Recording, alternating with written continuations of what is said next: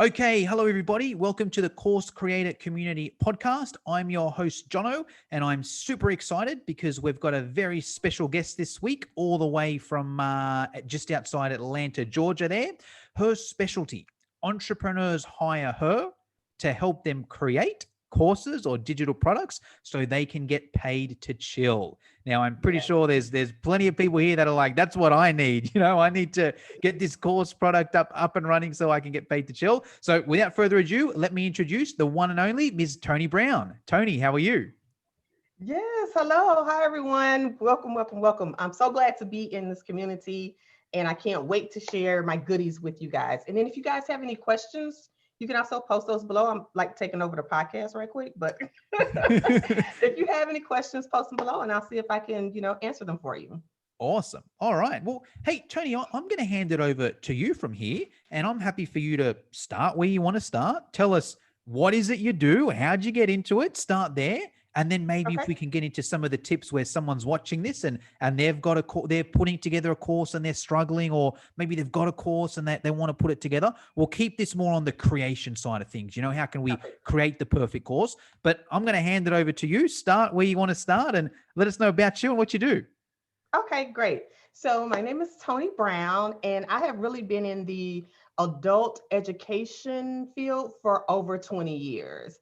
And I Started absolutely when you were love five? it. Started when 20 years. So you started when you were five, did you, Toni? Or Close, close. And I absolutely love it because it actually merged my two loves, which was education, or which is education, and then also the arts. Because with online education or with teaching adults, you get to be more creative with the learning process, and then I also get to act a little bit. So I always thought that I would be an actor. I just had this thing that I would be on the stage. I just have a different stage now, right? I just have it on the computer or on someone's phone, but it does merge everything that I love. So I absolutely love this field. And I started off facilitating training. Like I've done everything in the realm of education. So I started off facilitating it live and doing workshops. And then I started getting into online training because it started becoming the big thing in our industry. And so I went back to school and got my master's in instructional technology. And that's the best way to integrate technology into an education system or program. And that was really good because I got to do like when I do career days with kids, I say that I get to color and draw all day and tell people what to do, right? I'm giving you the steps and instructions on what to do, but I also get to create this visual for you so you can comprehend and take action and become a better version of yourself. So I absolutely love what I do, and I've been doing it for years, and I will continue to do it for years. awesome. Love it. Okay. Let's get to the course creation side. Let's say someone's watching this and they've got an idea. Oh yeah, I've got an idea. I want to create a course like this, but they don't know how to implement it. Where do we start? Can you give us maybe a couple of your best tips where we're just starting creating this course? We don't know how to create a course. What have we got to do to create the perfect course? Okay, so to create the perfect course, you have to hone in, and I know you all hear this all the time, but you really do have to hone in on what you need to teach, Mm, not what you want to teach, but what you need to teach. So the difference in that is that, you may want to teach someone, and I fell into this too. I wanted to teach someone like the philosophy, like how adults' mind work and, all this, the stuff that I learned in school. But ultimately, you guys don't want that. You guys need the steps. You need to kind of know a little bit about the process, but you don't need to know it because you don't need to pass a test because you don't need to get a master's in it. So it really identifying what you need to teach is how you get started. One of the main mistakes that people do is they get started with the content. Like they just kind of like jump in the content and say, hey, this is what I'm going to teach. And no, you really need to step back and see what they actually need from you. And so to get started, you can do what I like to do with my clients is we do what I call the gift framework. So we're just identifying your goals, your ideal learners, your focus, and then your topic or your specific title. After you've gone through this, you can really determine what your topic is going to be. But I don't do it with the content first. I do it with the course first. So say, for example, hey, I want to teach a course in um, lawn care, right? In what? So What, sorry? really, In what? lawn care, L- taking care of the grass, Oh, taking care of the lawn, like lawn. Yes. I lawn. don't know. Yeah, Is it yeah. the southern accent? Like, what's a lawn? Yeah. Like lining? So it is the southern accent. The yard. How about that? The Taking care of the yard. yard. Okay. Okay. Yeah. Yeah. Yeah. Okay. um, I need to know what's the goal of it? Is it to make the yard flourish? Mm. Is it really just to make it cute? Or is it that you want to switch out the grass that you have? So there are different things that you need to determine, about your course before you even the goal of your course before you even step foot in the content. And Why a are lot of people gonna? people, Why are people gonna take it? Right? They're only gonna. right? They're like to learn something. You're only gonna spend so much to learn something, right? As you discovered with your one. But like, Yeah. oh, there's a goal at the end of it. Okay, if I do Yes. this chord, my yard will be bang. But That's yes. different to just learn about your yard. It's a Yes. different. It's a different, right? It No is one, no one wants to something learn about your different. yard, but if it's okay, Right. I can get your yard to get from here to here, even though it could Yes. essentially be similar stuff in the course, just by framing it like that, Yes. it will be better. Yes, absolutely. And so it's just like some people miss that step and they just jump right Mm, in. So my advice would be to first, take a step back. Like you said, what's the transformation? yeah, What is what is the goal of your course? And then once you determine that, you can determine the content that you want to teach, that you need to teach. awesome, got it. All right, and then idea. So it was goals, and then ideas was this? No, ideal client. Yes, ideal. What I Okay, call ideal learner, because I've been in this industry. We don't call them clients, we call them learners.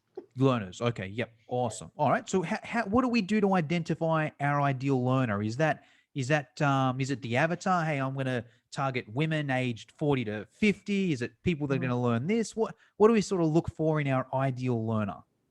So there are a few things that you can take a look at. You want to look at what their pain points are because Mm, you know what their problems are because of course, believe it or not, is the solution, yep. right? It is the solution to somebody's problem. So you want to look at their pain points and their problems. And then you want to make sure that your course is actually answering or solving that problem for them.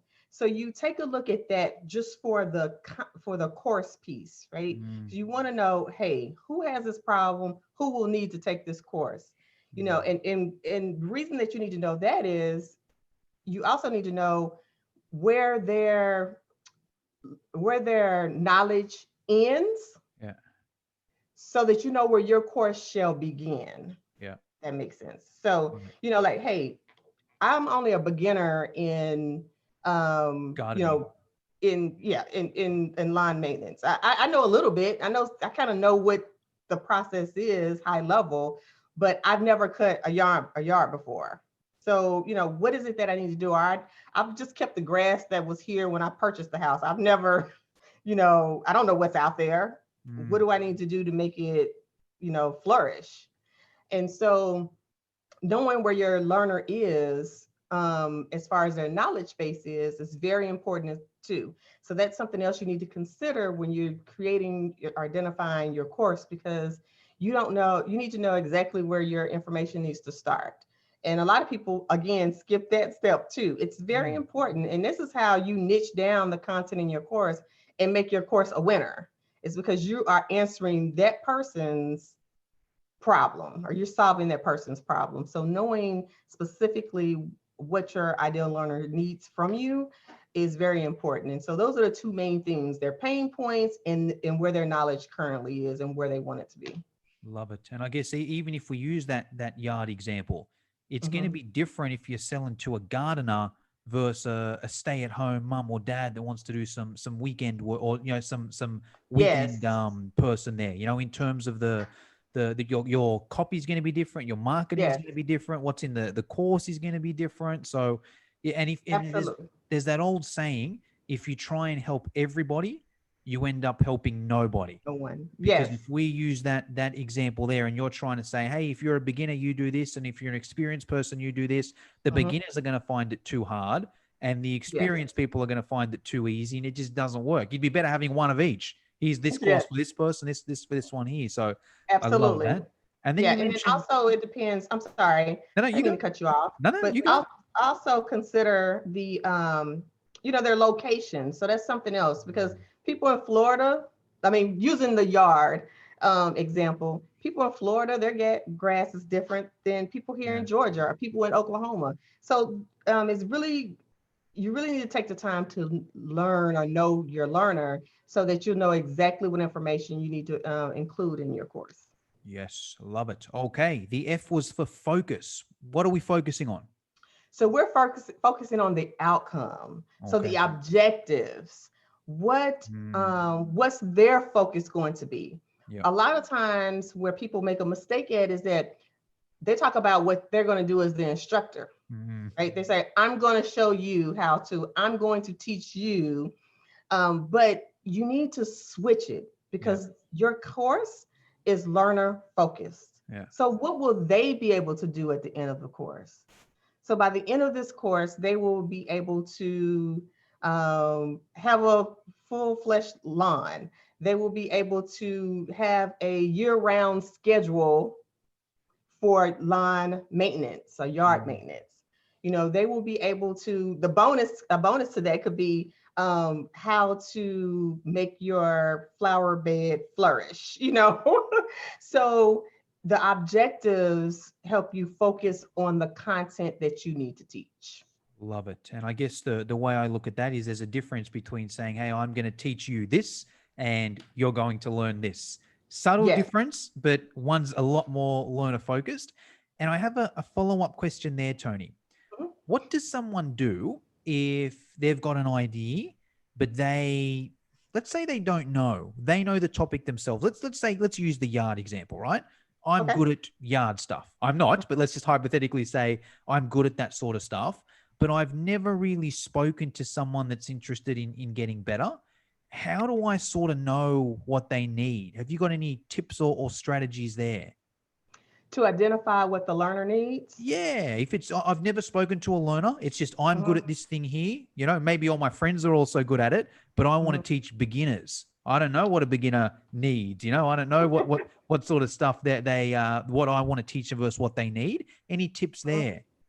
So there are a couple of things that you can do. One is a lot of times I feel like, you first of all, you should teach what you know Yeah, and not teach something that you kind of know. Like, yeah, because you're going to be very intimate with this content. yeah, So it's best to work with something that you already know. yeah. People ask you questions. The reason that you're even thinking about doing this course is because people have been asking you, Mm, about lawn care in this case. People have been asking you, oh, what's the best fertilizer? Oh, well, oh, so it's coming August. What should I do? And then also these questions, you'll see these maybe in groups. You may see these on groups, meaning social media groups. yep, yep. You may see them just in social media, period. Just people Mm, are out and just talking about, man, I have to get ready for this, get my yard ready for the fall. I'm not sure, how do I plant the seeds, or maybe I need to get a lawn care man. People just kind of talk about things in life. And so you can pick up ideas from there. You can also, search YouTube, mm. what are people asking for, Look at the or comment Google, section. what are Yeah. people asking for when it comes to maintaining their yard for the year?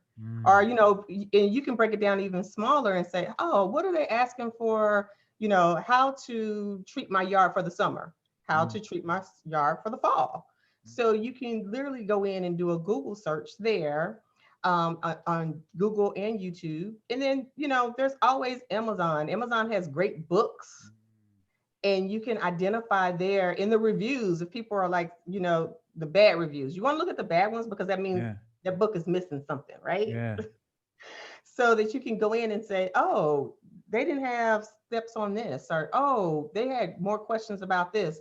And that can kind of help you determine where you can start your course. Awesome. Love it. Okay. That makes sense. And then topic is once we've done those three, now we've got our topic. Is that right? Yeah, so once you've done those three, you have a better idea what your topic is and what your title can be. And I Mm, always say that it's really a working title at the very yeah. beginning. So it could be like, lawn maintenance 101, or it could be lawn maintenance for new female homeowners, because Mm, hey, they might not know, yeah. and I say that because I am a homeowner, and my grass, I have a maintenance guy come through because I didn't know what to do. Yeah. So if I wanted to take it over, then I would have to talk to him about I would need to get a plan, get a program in place. So I feel like it's, I tell people right now it's a working title, and I don't want people to get caught up on a Yeah. title, Yeah. because people will get caught up and get stuck, Yeah. and then, kind of lose the momentum when it comes to the rest of it. And it's just a working title. So once you get through this information, you can really hone in more on what your topic should be that you're talking about, that you're Okay. training or Got it. teaching. All right. Cool. So let's say someone's gone through this, they've got their topic, they're like, great, I know exactly what I want to teach. I know the goals, I know my ideal learner, I know my focus. How do we start putting it together? Do we get a piece of paper and do an outline? Do we jump on a teachable or thinkific and do a PowerPoint and start creating? Where do Mhm. we go from there? So my process is, I love paper to pencil Yeah, me type too. of type of strategy. Yeah. But from the content one, I go around. I'm sorry, from the course gift, I go down and dig deeper and do now a content gift. So now you know Okay. what your topic Gotcha. is, Yep. right? And so now I'm going to go through those same steps with the course content. Yeah. So literally, what's the goal of my course content? So I know that I want to teach a maintenance plan, Yeah. but really what do I need in this content to teach this maintenance plan? Yeah. So the first step is just really identifying the content that's needed for the course. So again, I just go back through gift. The Mm, thing about creating a course is everything is really repetitive. yeah. You just start at one big level, and then you just trickle down, and then you just start repeating the process over and over again. Love it. So I start with the gift, and I just kind of write it out and see what my content needs, what my learners need to know in my content, and Mm, then create those objectives. And those yeah. objectives for your course content actually help you reach the goal that you identify for your course. Yeah. And it is the guide, and this is a tip or a hack. The objectives are your guide for your content. Yeah. It's also a pulse check. So when you're going through and you're writing your content, if you're saying, does this help the learners reach this objective? Mm, And if it's a yes, you include it. If it's a no, you take it out. yeah. Love it. So that's how I kind of just, and I actually have like worksheets that have actually help you go through this process. And I have, videos, which I call coaching videos, because it's actually me coaching you through this process Mm, and helping you really get clear on the content that you need to include. But like I said, they're PDFs, downloadable. I mean, you can type them up if you want to, but it's something about that paper or pen yeah. to a pencil to paper that helps the mind flow and makes it connect. Yeah. Love it. And it's even Yes. even if we think of it from a physiological side of things, it's like if you're going to write a note, you've got your pen and you're actually writing it with that motion. It's going to stick in more. Whereas if you're typing, it's just a tap. There's no Yeah. different if I type an A to if I type a Z. But Yes. if I'm Yes. writing down, it's completely different if I'm writing an A and if I'm writing a Z. So I think that's key there Yes. in terms of the writing. Yeah, love it. So it's basically cool. Here's the overview of the course. And then let's Yes. break it down. All right, cool. To reach those goals, I need these 4 objectives. All right, cool. Yes. To reach that objective, I'm going to need to have a module that covers that Mm-hmm. objective there. Cool. Let me Yes. do the module there. All right. This objective, let me do a module on this thing here. Because if you don't have that, then it's just a bunch of information thrown together with, no Yes. sort of purpose. And it's just not what the online people really want, difference. Right. Like, and I guess there's a difference. You like, because I think the other thing there is information is, I'm not going to say not as valuable as it used to be, because you can get most of Mhm. it on Google for free. If you Mhm. just want to search information, right? I can Right. go on Google and learn, right? But if it's a Yes. specific transformation, this saves me time. It saves me all that, because I don't need to just learn stuff. It's a specific thing. I go through it Right. step by step by step. So I love that. All right, Yes. cool. Absolutely. And then let's say we've got this in order now. We write that all on paper. Mhm. Then is it just a matter of, all right, cool, let me get this onto a PowerPoint and record me saying it and putting it on a course platform? Would that be the next step from there once you've got it on paper? Yes, once you have it all mapped out and it's basically ready to be developed. So my process is like what I call a 4D framework. Starts off with the discovery phase, which is like the gift, I just identifying all the content that you need. And then it goes into the design phase. The design phase is where we just left, where it's just identifying the content that you're going to teach, the course materials, your content flow, and that's all in the design phase. And then once you finish that, you hop right on over to the development stage, and that's where you develop all the things you identified in the design phase, right? So you really go through the process of developing them. I love PowerPoint. That is my favorite tool. Mm. I've been using it for, over 20 years to create courses and educational pieces, and I still to this day use it. It's very easy to use, and I use it for my slide deck and my worksheets. So Okay. it's all in one tool that I love to use. Yes, Yep. I'm a So huge. that's it. I go from there to development. And then follow-up question from there. You do all your PowerPoints, you record them Mhm. on Zoom or Loom or whatever platform you use there. Actually, I'll ask this question, then we'll bring the next one in. In Okay. terms of platform of choice, do you have a Mhm. preference there, or are they all as good as each other, whether we put it on Thinkable or Teachable or Kajabi and Zenla? What's your take there? So I personally use Thinkific. And the reason that I use Thinkific is because I work with a lot of like larger businesses are my clients, and a lot of them wanted some e-learning authoring tools that are very professional. And Thinkific and I think Kajabi were the only two that offered that could house these type of documents and these Mm, files. And so based on the price point, I went with Thinkific. But Thinkific to me is truly, truly, truly a learning platform. yeah. And I feel like Kajabi is right up there with it. Like it is really, it houses, ability to have assessments. It has, certificates. It has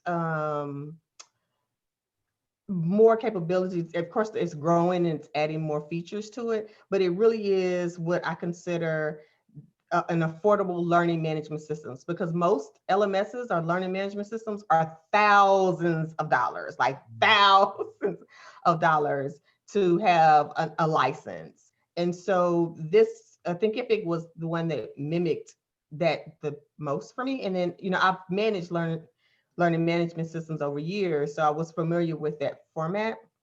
So that's the one that I like. But really and truly use the one that makes you comfortable. Use the one that's comfortable for you and for your learners, because really it's just about, which is the fourth D, delivering the content, right? Getting the content from you to the learner in the most effective and efficient way possible. So I say go for whatever it is that works best for you. I have used um, PayPal with a link to mm, a Google Drive. I mean, like when I yeah, first yeah. started, I started with just that. Yep. And they had Me, that me too. folder, and the folder had set up just like a LMS. Yep. And that worked just fine. And then when I was able to grow, then I moved to Thinkific. That's when I started searching for a better way, and then finding these other learning management systems. But I say go with what works best for you and your learners. I don't want you to get hung up. This is another thing people Mm, get caught up on. Don't get caught up on which one. Pick yeah. one that works for you. I mean, even now, ConvertKit has a digital download. Oh, okay.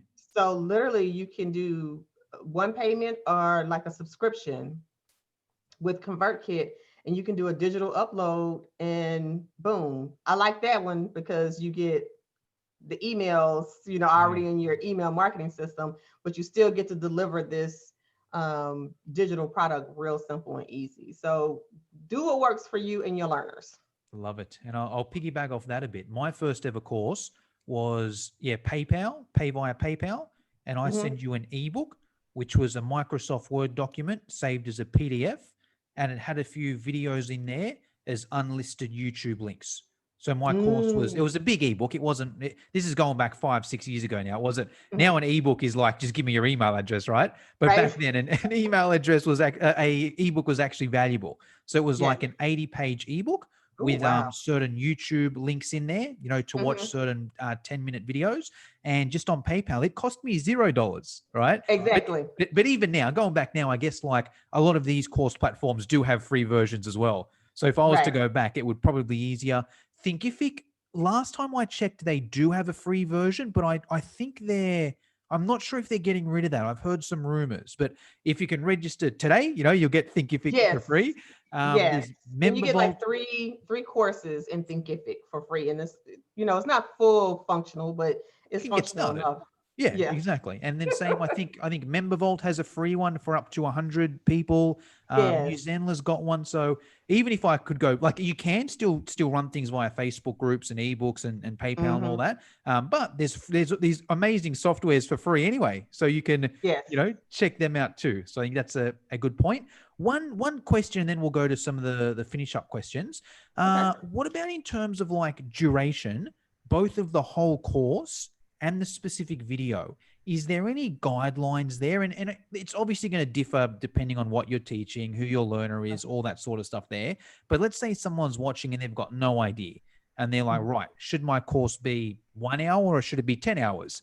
Should my Hmm. course be, if it's going to be 5 hours, should it be five 1 hour videos or should it be, however Hmm. many 5 minute videos? It's obviously going to differ, but you being the expert in this space, could you give us some sort of guidelines there for a beginner? So, sure. So, for me, in how I was taught, you let the content determine Okay. how the length of the course. Yep.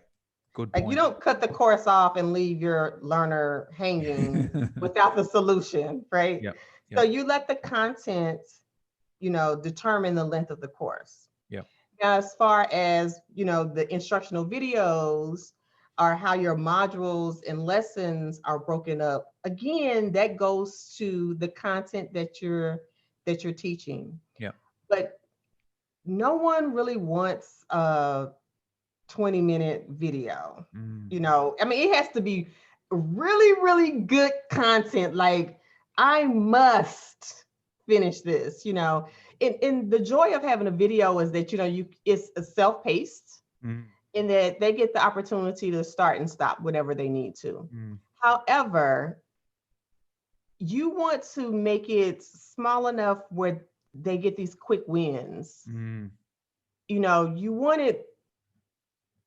do want it large enough to, provide the information that's needed to reach the goal or reach the mm, objective, but you want it to where, our attention spans are very short nowadays. We have a lot going on in life, not just our attention span, but household things that are mm, going on as well. So, you want to make your lessons to where people can say, okay, I have 10 minutes to get this done, mm, and they can literally sit down in these 10 minutes and really accomplish a goal. mm, So, 7 to 10 minutes, I like to try to keep them at least 10, maybe a little bit of 12. And that's only if it's 12, if it's something that the content warrants it, or, just my conversation or my examples are warranted, and make it longer than that. Anything longer than that, I think, is pushing it. Um, Only because it's just a lot to take in, and you really want them to take action. And so while you just talking to them about it, hey, just tell us what we need to do. Give us a couple of examples so it can be relatable. And then, let me take action and start my transformation and continue on my transformation. Love it. The way I look at So that, I guess it's a different way to look at it. Instead of being like, right, I need 10 hours of content, so my course is worth X amount of dollars. Go back yeah. to the goal. What's the goal of Yes, my course? If I can teach these people how to do this, then it's worth X amount of dollars. It's not the duration, absolutely. it's the goal there. And if anything, probably the shorter the better. Like Yes, if me and Toni are both selling the same course with the same outcome, and with me, you've got to spend 10 hours, with Toni, you've got to spend 5, and the result is the same, I'm going to take the 5. And then I'm going right. to watch Sons of Anarchy for Absolutely. the other 5 hours, Whereas the other poor sucker's got to do the course. Yeah, absolutely. Like you said, the shorter the better. But you don't want to shortchange them, but as long Yeah. as you can do that transformation and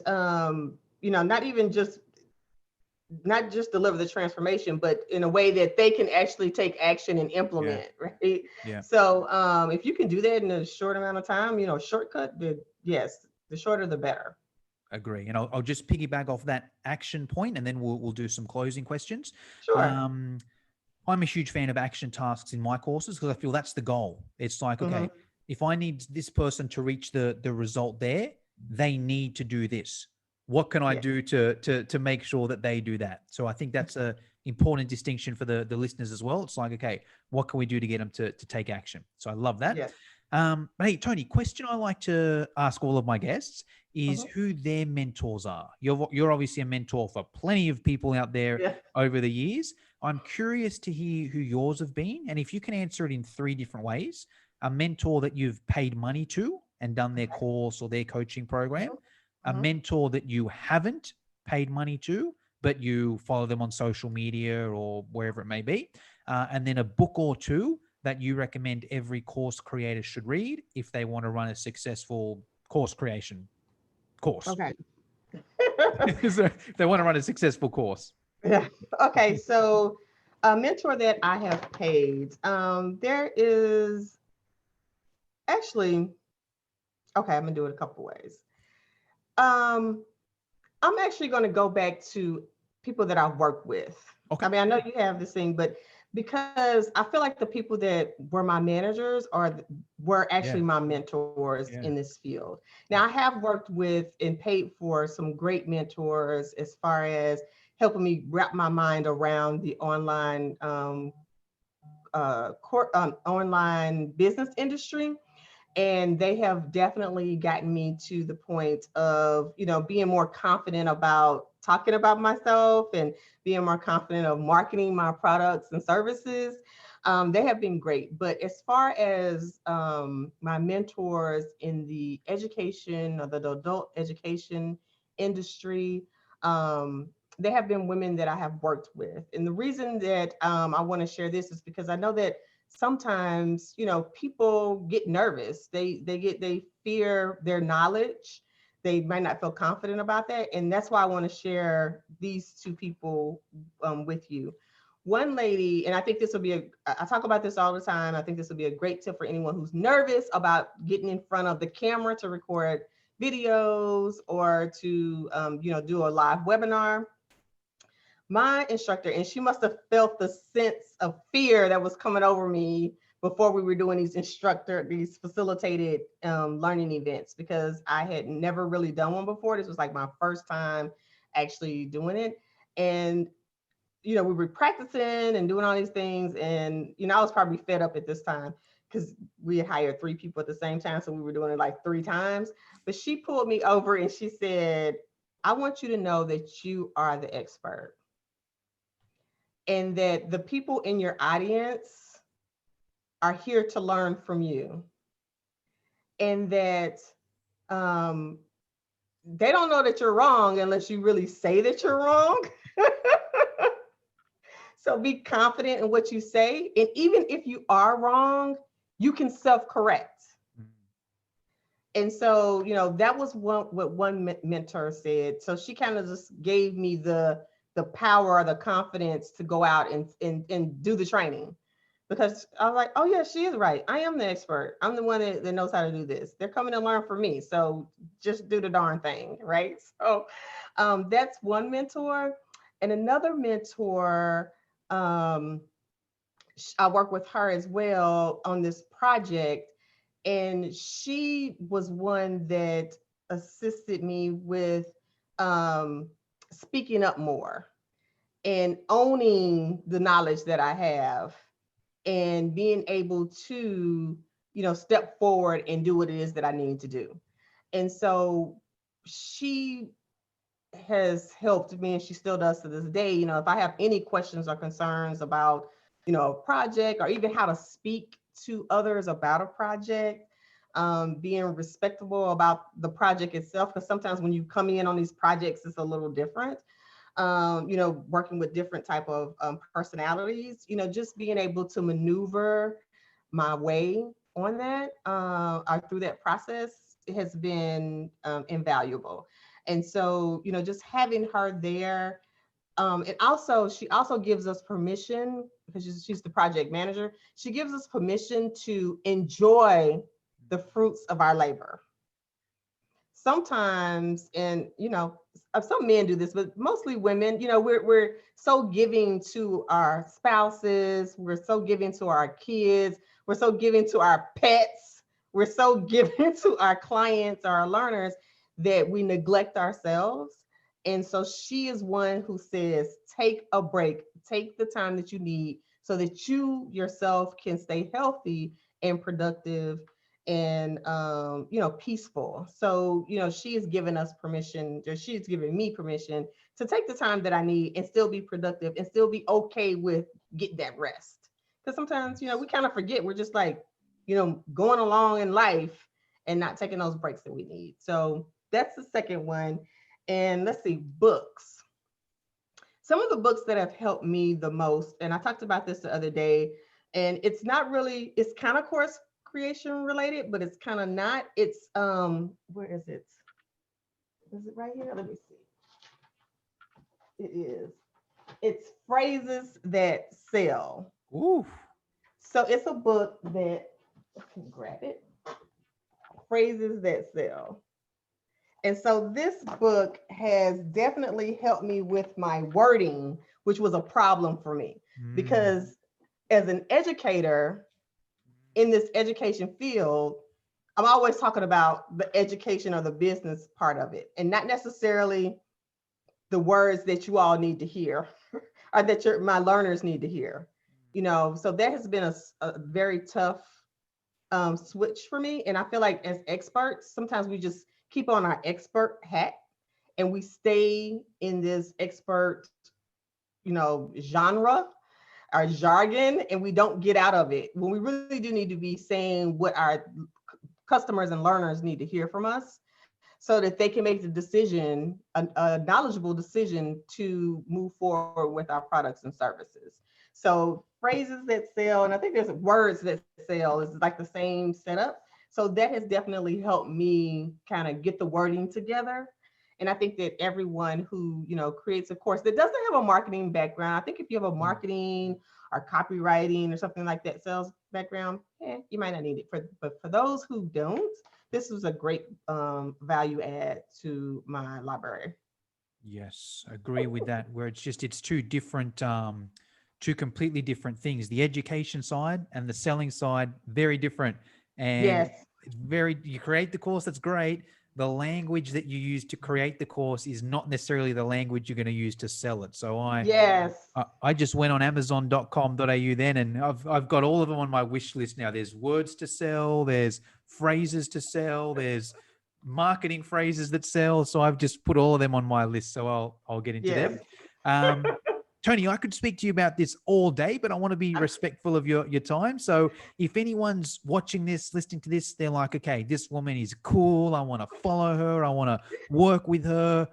What do we do? Do we add you on Facebook, follow you on Instagram, go to your website, watch you do funny dances on TikTok? What's Yes. the best for you? That's so funny. I just started doing reels on Instagram. And Okay. so everyone is like cracking up, like, you are so funny. and they are so entertaining. I'm mostly just dancing in them because I'm just kind of getting used to it, and I'm very comfortable dancing. So I was like, oh, this is a great way for me to get comfortable with this Mm. feature. And but I am doing some education when it comes to course creation. But you can follow me on all platforms, Twitter. Well, I don't do much Twitter, but Facebook and Instagram. And it's my handle is at Course Coach TB. So at Course Coach, T for Tony, B for Brown. Awesome. And so you can follow me on any of those pages as well. And then, yes, you can always check out my website. It is creatingyourclassroom.com. Again, creatingyourclassroom.com. That gives you a little bit more information about collab. I'm actually in the process of updating it, so you might get a little bit of the old and a little bit of the new. But it's still about me, and it's about the services that I'm here to provide you to help you get your course content out of your head and into your customers' hands in record time, so that you can, make money while you eat, sleep, and play every single day. Sounds good to me. Well, and I'll put all those links in the show notes. So if you're listening on the podcast, I'll put them all in the show notes. If you're watching on Facebook, just comment social media links in the comment, and me or Tony will get it over to you. Tony, that's pretty much all I wanted to get through today. Is there anything I should have asked you but forgot to, or is there anything you want to finish us up with? No, I don't think so. I mean, it's been a great pleasure. We talked about the 4D framework, and how do you get your course from ideal to implementation to income. So we went through that process. We also got very specific on the gift framework, and how to actually get started with creating your courses. So I think that you have covered everything. Awesome. Well, thank you very much for your time, Tony, and we will chat Sure. soon. Yes, very good. Thank you so much for having me. All right, guys. See you guys later.